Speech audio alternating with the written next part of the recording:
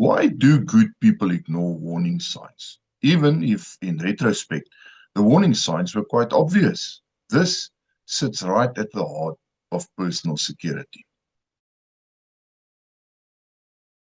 When people think about crime or violence or emergencies, they often imagine danger arriving suddenly without warning. But the reality is often very different. In many cases, the warning signs were there all along. Something felt off, something didn't make sense, a person's behavior raised concerns, and yet, despite those warning signs, people continued forward. This isn't because they were careless or dumb, it's because they were human. One of the reasons we ignore warning signs is something psychologists refer to as a normalcy bias. Simply put, we expect tomorrow to look a lot like today. Basically, if a neighborhood has always been safe, we assume it will remain safe. Our brains are designed to seek stability and routine. We naturally assume that normal conditions will continue. The problem is that danger often appears when normal conditions suddenly stop being normal. By the time we realize something has changed, the opportunity to avoid the problem may already be gone.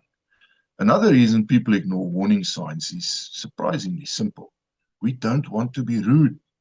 Most of us are taught from a very young age to be polite and accommodating and cooperative.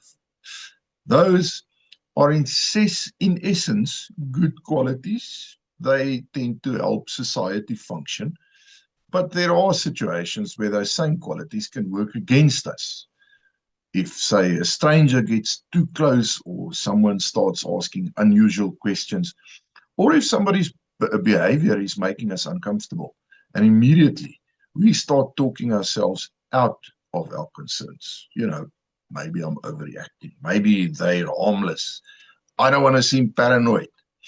The desire to avoid social discomfort often becomes stronger than the desire to investigate a potential threat. Unfortunately, criminals understand this very well. They know that many people will rather ignore their instincts than risk appearing impolite. Then there is another trap. We don't want to be wrong. Nobody feels or nobody enjoys feeling like a bit of a tool. So when we notice something unusual, we often wait for more information. We seek certainty. We want proof before we act. The problem is that certainty often arrives too late. Personal security decisions are rarely made with perfect information. So the goal isn't to be right every time. The goal is to avoid unnecessary risk. There's the word, avoid. There is very little cost to being slightly cautious and discovering there was no threat, but there can be a very high cost to ignoring a threat because you wanted more certainty. Human beings are also remarkably good at rationalizing things.